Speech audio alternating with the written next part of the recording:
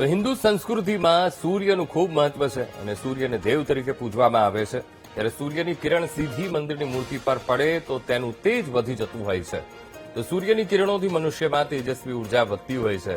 તે જ રીતે મંદિરમાં રહેલી મૂર્તિ પર સૂર્યની કિરણ પડવાથી દિવ્ય તેજ અને પ્રાણ ઉર્જાનું સંચાર થાય છે, જેથી મૂર્તિમાં ભગવાનની અધિક પ્રત્યક્ષતા વધતી હોવાની માન્યતા છે.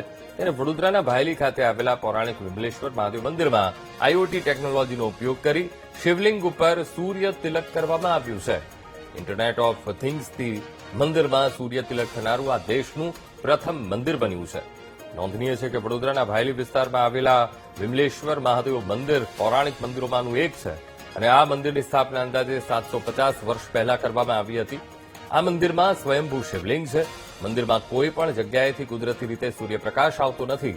ત્યારે આજે પુષ્ય નક્ષત્ર અને સર્વાર્થ સિદ્ધિયોગ જેવા શુભ મુહૂર્તમાં સૂર્ય તિલક કરવામાં આવ્યું. જે આજે સૌથી પહેલા તો પુષ્ય નક્ષત્ર છે. પુષ્ય નક્ષત્રના દિવસે આપણે સૂર્ય અભિષેક જે કરવાનો પ્લાનિંગ હતો. અમારું આ વિમલેશ્વર મહાદેવ છે.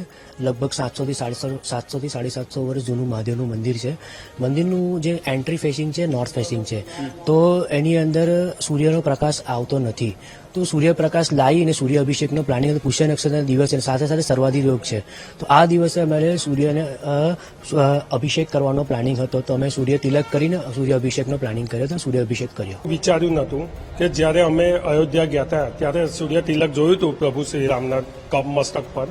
એવું આ મિથિલે છે કે મારો માસીનો છોકરો જ થાય. એટલે પણ એને આવી આઈડિયા આપી કે આ રીતે હું આવું કરું તો વાંધો નહીં. એટલે મંદિરના જે ટ્રસ્ટી હોય બધાને પૂછ્યું કે તું સારું કામ કરે છે. તો ભગવાનને આ રીતે આટલા વર્ષો 700-800 વર્ષ લગીને ભગવાનને સૂર્યના દર્શન થયા નથી.